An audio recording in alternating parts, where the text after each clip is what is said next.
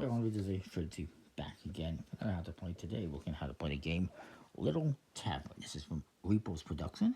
Plays 3 to 5 players in about 25 minutes. Says ages 8 and up. Has nice UV inks on the box. Designed by Maxime Amberg and Theo Riviere.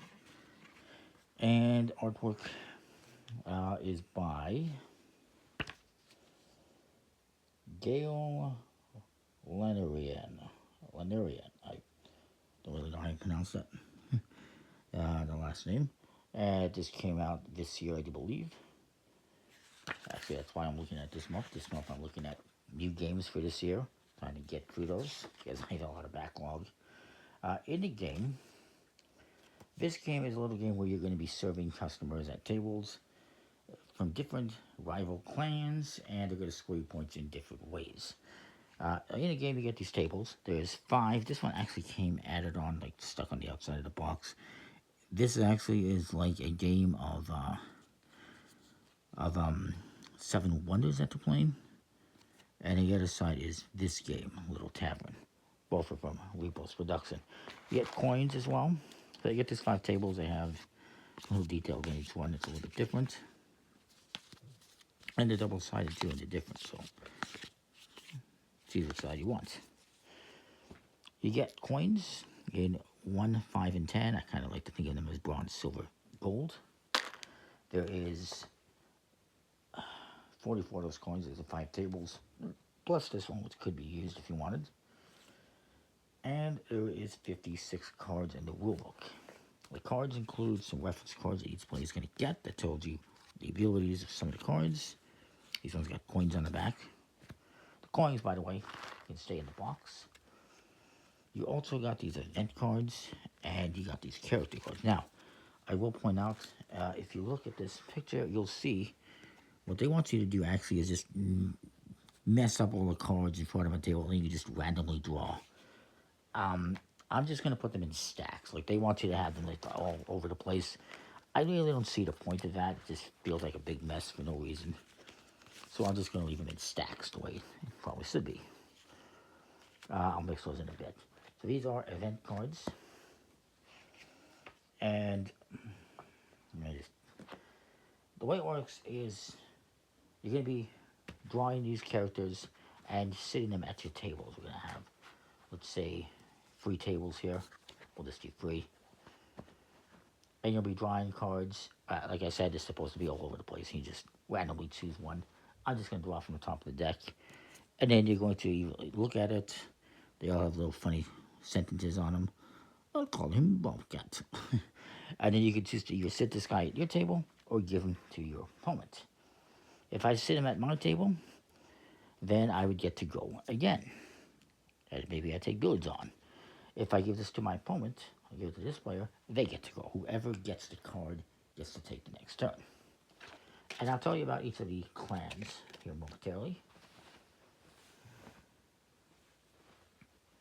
As to point out, each player is going to start off with $3. These are tips. Basically, you're trying to get the most tips. The game will continue until somebody hits 25 bucks. And then whoever has the most at that time wins the game. Usually, it takes 2 rounds. It really maybe depends on the player count and the cards that you get. In order to play one of these event cards, which I think I have them all here. There's like 7 of them. You have to have at least $1 on your table. And everyone has to have at least 1 guest seated at the table. So I can't just take a card, sit them, and then choose one of these. What do these cards have on them? Well, this first one is you draw a character from the deck, look at it, and place it face down at any table you want. And then that person would get the next turn. It's not revealed until the end of the round, so it could be good, could be bad. This one is musical chairs. You exchange a character at your table with one at another table, just to swap characters. Reserve seat. You draw a character, and you will place the character at your table with them. That's their seat. This one. Choose a clan at your table. Each player must discard a character from this clan if possible, and I assume that means you as well. This one is a swap card. You're going to choose a direction and count to 3, 1, 2, 3. Then everyone will take one of the cards and pass it that way. So we pass cards around, basically one card. You take a card from your table, move it to your player's table. Your other player's table. This one is get out. You got a character at your table that you get to discard. You out. And this one is, you can either move a character from your table, I guess, to another table, doesn't really specify, or take a character from another table. So you can mix those up. They got a little scroll on the back. Again, generally, they just want everything like that in a big disorganized file. I don't see the point. So the characters here, the guests, the different clans, that's all specified on this card. So I'll be referencing that. You got the elves. They all have names like Greenland. And these ones is, you will get 1 point. They will tip $1 for every elf at the table, including himself. So if I sit him here, he's going to give me a $1 tip. If I sit another one of his friends here, this, let's see if I can find one to pronounce someone's name. If I choose, if I get Ivalao and sit him here, he's going to tip me $1 for himself and him, and he's going to do the same thing, so that's $4. For the next one here, dwarves, like Eroth, you'll find they all end with like an off. Bring me my stool. The dwarves, and as I mentioned, there's 10 elves, there's 7 dwarves, it says how many. The dwarves will tip you $1 per different clan at their table, including their clan, so they really don't want to sit with their friends. I guess it's one way of looking at it. Then you have the romantics, like Jordan here. They all have a pink heart on them. Each clan has a different symbol. These romantics will give you $4 if at least one other romantic is at your table. If they're by themselves, they give you nothing. So you have to be careful with them. And, you know, getting them or wanting them. Moving on, we have, I'll try to find a specific one, these goblins. This one says, drinks are on me. And that is because this is Billy Billy. If Billy Billy is sitting at your table, he will tip $4 per goblin at his table, including himself. However, if I have any other goblin, let's say I have Billy Joe or Billy G, and they're all Billy something, if I have these guys at my table, they're not giving me nothing. Only if he's sitting at my table will he give me anything. Moving on, we have in purple here the witches. The witches all seem to have a name related to elements. Like we have Ignis, which is fire. There's air. There's terra, and there's aqua. Someone call me. My ears are burning. These ones, the witches, there's 4 of them. I mentioned there's 8 goblins. I think I mentioned there's 4 romantics. The witches each tip $2 plus 1 per other witch in the tavern. So I'd get $2 for. If somebody else has a witch, I would get another $1. They would get the same due as well. Keep that in mind. There's also the nobles, like the prince, the king, the queen, the duke, the princess. They have a gold crown on there. They will give you 5 points, $5, but you lose 1 for every other noble in the tavern. They just want to kind of come and sneak in here and have a drink, and they don't want anyone to know they're here. So if somebody else from the castle shows up, they're a little bit annoyed. They just want to be alone, and so you lose $1.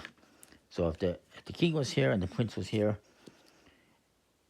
it'd be $5 minus 1, so you get $4. Same for them. If there was another noble in here, you'd be losing $2 per noble. And then finally, there's one more, which is the adventurers, and these are pretty self-explanatory. They have a value on top. That's what they're going to tip you. So they'll give you $2. That one's 2. This one's 4. They range from $2 to $4. So let's stuff up the cards. And and I'll show you how it plays. We'll quickly go through a round and the scoring.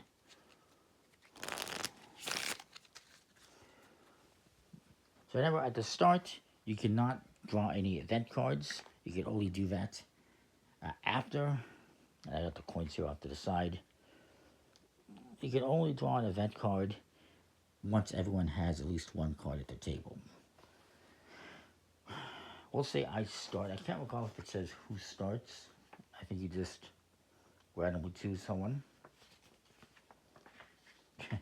And so I'll just draw a card. It is Aqua. I'll give it to this player. Actually, no, I'll keep Aqua. I'll keep Aqua. Now I get to draw another card because she's at my table. It's Billie Jean. I don't want Billie Jean. He gives me nothing, so I'll give him to this player. Since they got the card, they now get to go. Still can't do any event cards, by the way. So they draw a card. It's Charlie. Could be valuable if another romantic comes out. That may not happen, so they're going to give it to this player. And now they're going to go. They get this character. Ray Sisson. I don't know how you pronounce that. They'll pass it to this player because it's only 1 point for everyone that's at the table if they get more. So this guy's going to go. He's actually going to take an action card, an event card here. It says move a character from your table or take a character from another table. So they decide to give this one back. They don't want it. And we'll just discard this for now. If you happen to run out of cards for the next round, just reshuffle. Because there's only 7. So since they got the character, they get to draw again. It's really frank. They're going to give it to me. I don't want it though, but... So maybe I take an event card. It says, choose a client at your table. Each player must discard a character from this client possible. So I'm going to say, you know what? Let's get rid of these nasty goblins. So we get rid of them. And I go again. Oh, Ignis. I'll take that one. So I'll go again. The Duke. Sir, that's 5 points. And I'll go again. I don't want this one. I'll give that to this player. To not benefit that player from getting the extra one. Because again, every elf is going to give you $1 per elf at the table. So that would be $4 for that person instead of 1. So now they're going to go. Remember, as soon as your table is full, you're out of the round. The round is over for you. And you have to wait. So you might have the urge to just draw 4 characters and fill up your table immediately. But it's beneficial probably not to do that. So this guy's going to go. He draws a card. Oh, he'll take that. That's $4 right there that he has. Draws again. Oh, look at that. He draws again. It's the princess. Sir, he'll take that. Now his table is full. Right or worse. And so he's going to draw a card and he has to give it to somebody else. Even though his table is full, he still is playing. He draws a card. He's not going to give that to him. He'll give that to me. And I don't want it. I'm going to draw an event card. Choose a direction, then count to 3. Each player is going to take a character and moves it to their neighbor. So I will choose. I got to be careful what I do. I guess it's not going to matter because, well, it might matter. I'm going to go this way, and I'm going to give him this card, even though it's going to help him. He's going to pass this card, which is not going to help him, to this player. And he's going to not give me the Duke, or the princess. He's going to give me this character, because that's 4 points right now. And so, I guess since I play the event card, I still get to go. I could draw another event card if I wanted. Can't discard a character from the table. I'm not going to do that right now. I could, theoretically. I'm not going to. I'm going to draw this card. I can only really give it to him, so I do. He's not filled with that, so he's going to draw a card. He says, no, you, out. I don't want you. And he draws another card. It's Billy Ray. He's not filled with that, but he'll take it. And he draws one more card, and it's Eroth. And then the round ends. Everyone's got players seated at the table, so then you will score. Again, the nobles here, it's going to be $5, but -1 for every other royal or noble that's in here. So it's actually going to be $4 that I get. So I'll give myself 5. Didn't change. This guy has the same thing. We'll get to him. I get $1 for this guy. $1 for every elf at the table. There's only one, so it's one. And Aqua and Ignis, the witches, they're going to give me $2 for every... They're each going to give me $2 plus one for every witch in the tavern. So it's going to be 2, 3, 6. Okay, that's not bad. I'm at $14. This guy's going to go. He gets nothing for the romantic because he needs to have a date at the table with him to be happy. The princess is going to give him 4, just like me. And these guys are going to give $1 per elf at the table. So 1, 2, 3, 4. We'll give him another 5. So he's got $11. This guy, he also gets that 1, 2, 3, 4 for like 1 and 1, and then 1 and 1. $1 each. Billy Ray's giving him nothing because he needs to have Billy at the table to do tips. The other Billies, they don't have any money. And Eroth is going to give him $1 per different clan at the table. So 1, 2, 3, because these are the same clan. So another $3. Actually, I'll just say 5. If I have a 5. And then that is the end of the round. Then you would discard these, and you do another round, or perhaps 2. I believe it says just discard these, and then just continue selecting from the cards that are there. If you really wanted to, you could just spread these out and just choose, or just do what it says and make a big mess. It's up to you. So yeah, you continue playing that. Once somebody gets $25 or more, the game ends, and whoever has the most money at that time, the most tips, wins. No tax on tips here. This is not America. Anyway, no offense. Anyway, it's a pretty cool game. Nice components. Just you know, standard plastic coated cards, decent quality, and everything else is nice for what it is. And yeah, I think it's pretty cool. Plays up to 5 players, 3 to 5, and that is that. Comment, like, subscribe, and what you think. And we'll see you next time. Thanks for watching.